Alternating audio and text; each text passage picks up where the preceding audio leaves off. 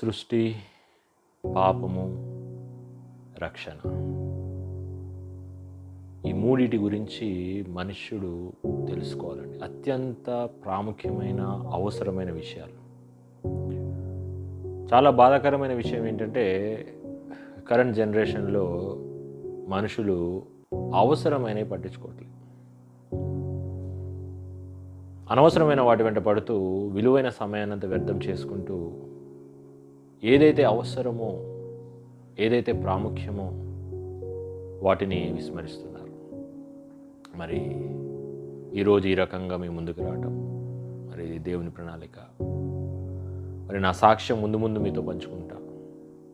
ఇందాక చెప్పుకున్నట్లుగా సృష్టి, పాపము, రక్షణ. నేను దేవుని సృష్టి, మరి నేను పాపం మూలంగా